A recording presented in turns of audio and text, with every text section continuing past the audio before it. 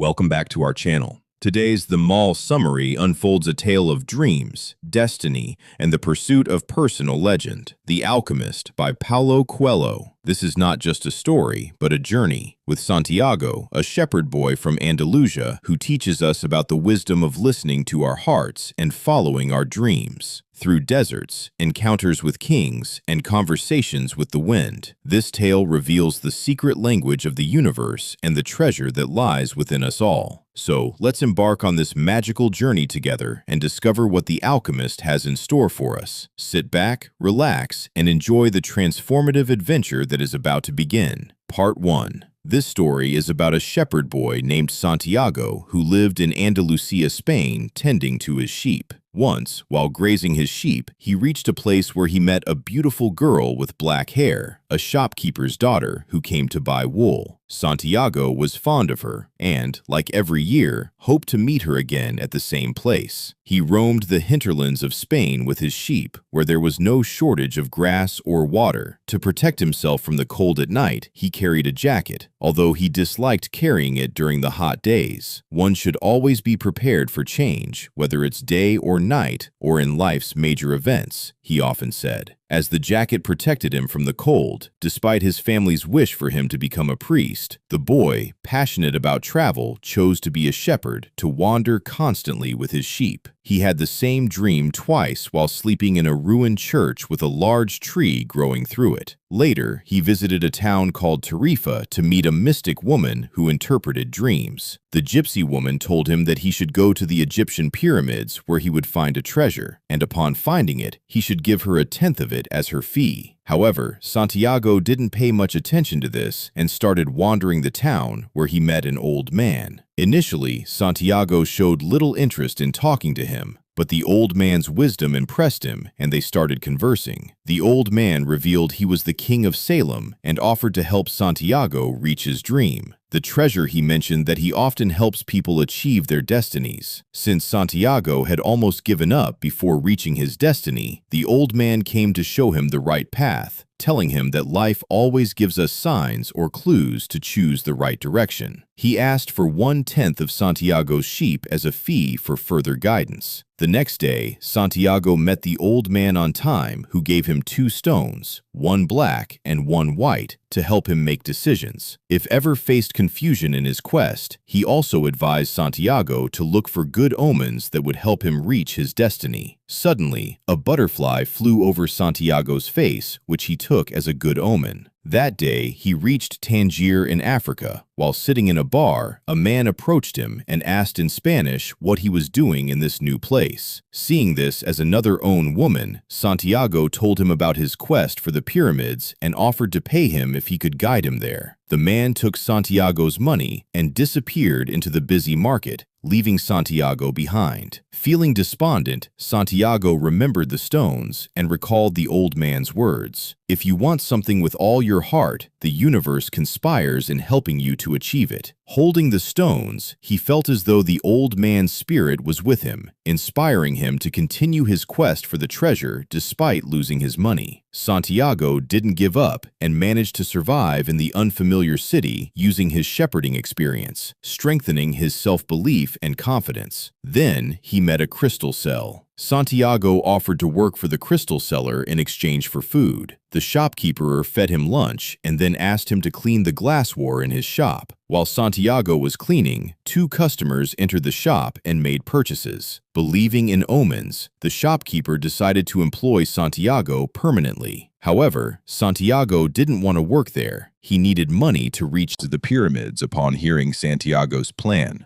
The shopkeeper laughed, explaining that the pyramids were thousands of kilometers away and required a significant amount of money to reach. Hearing this, Santiago began to consider working enough to earn money to buy sheep and return to his native place to resume his life as a shepherd. Part 2. The boy wanted to build a new cabinet for the crystals so he could earn a lot of money as soon as possible and return to his town to resume his work as a shepherd.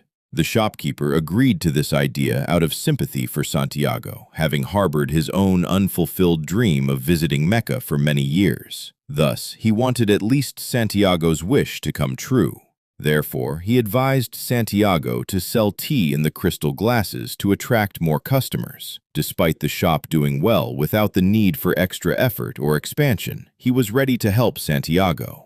This decision by the shopkeeper was also a part of Santiago's destiny and brought about a significant change. Selling tea in crystal glasses made the shop famous and a commercial success. Once Santiago had accumulated enough money, he decided to return home. But before leaving, he wanted the shopkeeper's blessings. The shopkeeper blessed him and predicted that Santiago would not be able to return to Spain. Santiago packed his belongings and kept the 2 stones given by the king in his pocket. As he was preparing to return to Andalusia, a thought struck him. Reflecting on everything that had happened, he realized that while he could always go back to being a shepherd in his country, the opportunity to go to the pyramids might not come again. This realization, sparked by looking at the 2 stones given by the king, made him reconsider his decision.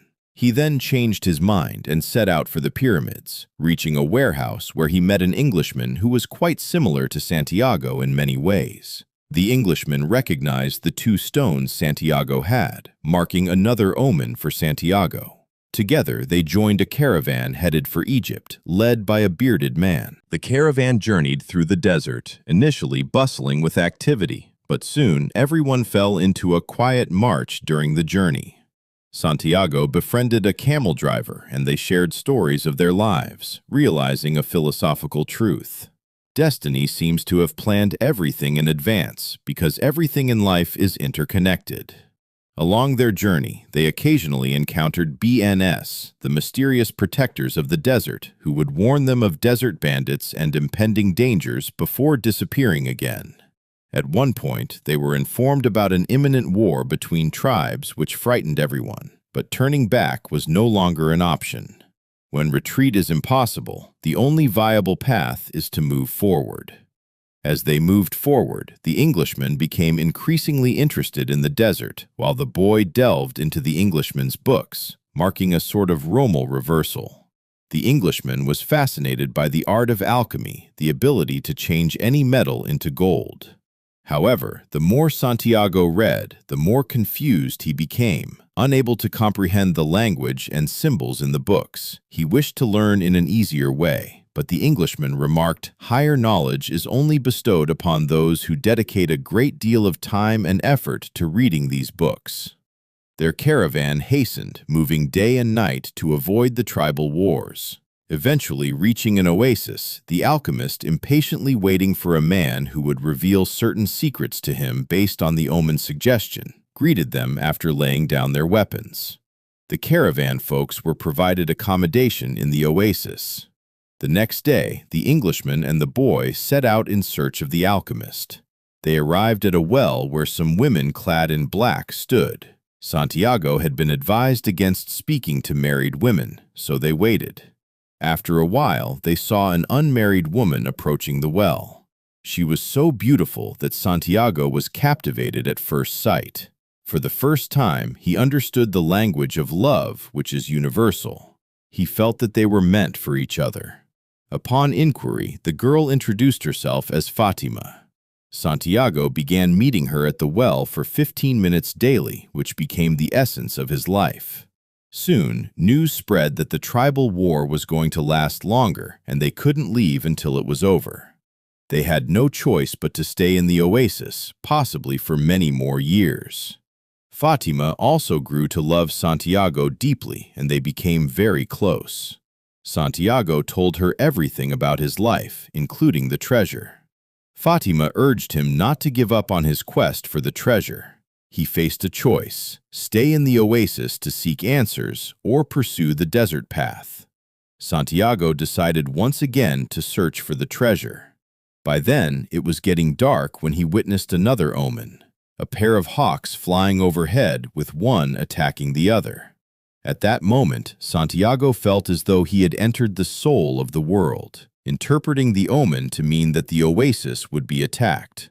He shared this with his camel driver, who advised him to inform the oasis chief. Santiago relayed the warning to the chief, who consulted with his advisors and decided to prepare for war.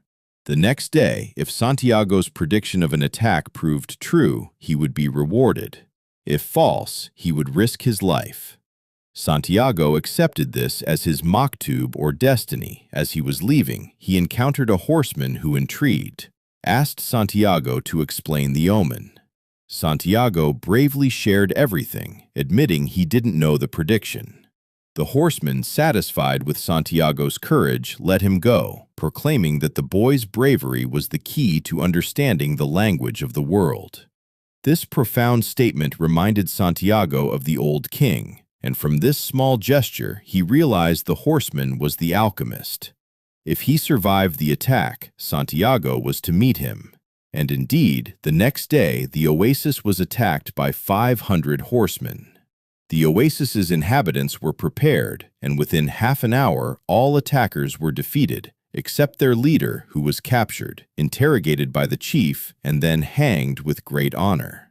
Santiago was awarded 50 gold coins as a reward and was also considered for the position of a tribal counselor. With the battle now over, Santiago went to meet the alchemist, who had invited him for dinner in his tent. The alchemist urged Santiago to continue his quest for the treasure by going to the pyramids. When Santiago mentioned that he had found his treasure in Fatima, the alchemist countered, stating that since Fatima was not found at the pyramids, she could not be considered the treasure. He advised Santiago to sell his camel and buy a horse for a more dependable journey. The next night, they set off together with the alchemist, telling Santiago to lead the way in the desert. Initially, Santiago was confused, but he soon learned to follow the path wherever it led them. His horse brought them to a spot where they encountered a life form in the shape of a snake. This was the omen the alchemist had been waiting for. Although the alchemist was committed to guiding Santiago to the treasure, Santiago wished to stay in the oasis and live a peaceful life with Fatima. The alchemist warned Santiago that he might be content for a while, but if he ignored his quest for the treasure, he would regret it later and never be truly happy, as his destiny was to find the treasure. They returned to the oasis for the night, and Santiago decided to follow his destiny, a decision he shared with the alchemist. The next day, they resumed their journey before sunrise, navigating through the desert. Santiago felt heavy-hearted from missing Fatima, but the alchemist encouraged him to move forward, assuring him that if Fati's love was meant to be, it would happen. Santiago learned much from the desert, avoiding war zones, and sometimes even the scent of blood indicated nearby battles. Carefully making their way, they approached the end of their journey, where a vast stretch of desert was engulfed in a fierce battle. Santiago experienced various moments of conflict throughout the journey, fluctuating between happiness and sadness. The alchemist listened attentively, providing counseling that helped Santiago feel positive about his quest as he was moving towards his destiny, learning from his past experiences. This journey was part of a larger plan written by unseen hands that plan everyone's life. Santiago learned that the fear of suffering and failure is greater than the suffering and failure itself. Now at peace, Santiago shared his insights with the alchemist, who told him he was fully prepared for his destiny, but had one last lesson to learn: to be ready to test everything he had learned so far. This is because every search starts with beginner's luck, to ensure the lessons learned are embedded for life.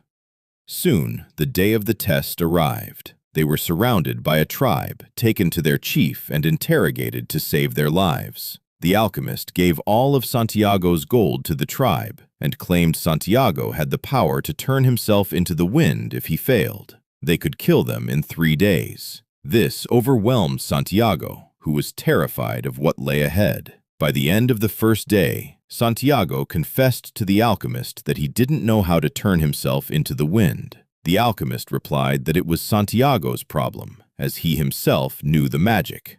On the second day, Santiago spent his time on a mountain conversing with the desert. When the time came to demonstrate his magic on the third day, he asked the desert for help. The desert posed questions to Santiago, which he answered bravely, agreeing to assist. The desert instructed Santiago to seek help from the wind. When Santiago appealed to the wind, it too asked questions, and Santiago responded with courage. Santiago convinced the wind to blow with such force that he could seek help from the sky. The wind complied and blew fiercely. Santiago then spoke to the sun, persuading it to shine brighter. The sun suggested he speak with the hand that wrote all. Santiago prayed silently, feeling connected to the soul of God, realizing he too harbored the soul of God within. He understood the secret that no individual knows their purpose because it's all written by a supreme power. Some people understand this, and those who don't perish. Realizing this secret made Santiago see no difference between himself and the handwriting destinies. They had become one. As this revelation hit him, he managed to transform into the wind with divine assistance, astonishing everyone and winning the wager. Santiago and the alchemist were released, and the tribe provided guards to accompany them as far as they wanted along their journey. They reached a monastery where they bid farewell, fell to the guards, and proceeded.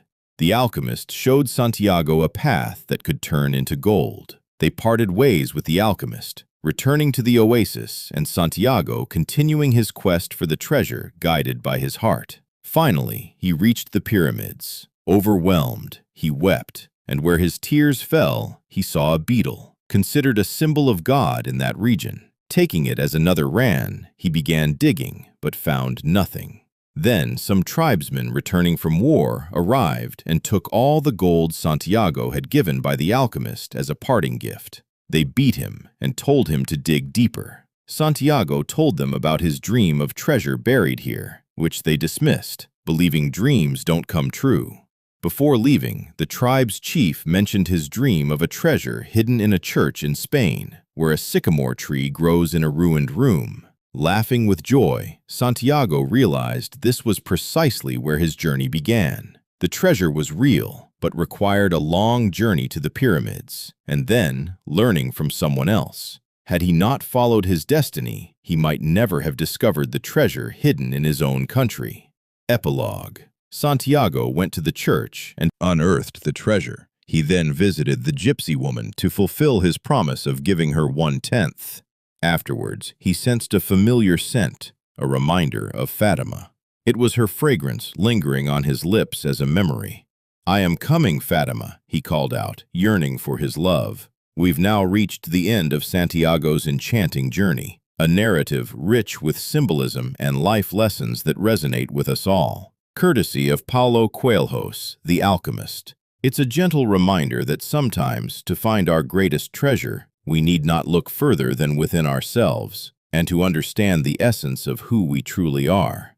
If this summary of Santiago's quest has touched your heart or rekindled a flame within you, we'd love to hear your thoughts. Please feel free to share your reflections in the comments section below. Let's continue this journey of exploration and inspiration together. Remember to like, share, and subscribe for more engaging summaries and discussions on the stories that move and shape us. Until our next adventure, keep following your dreams, and may you always be in tune with the language of the world.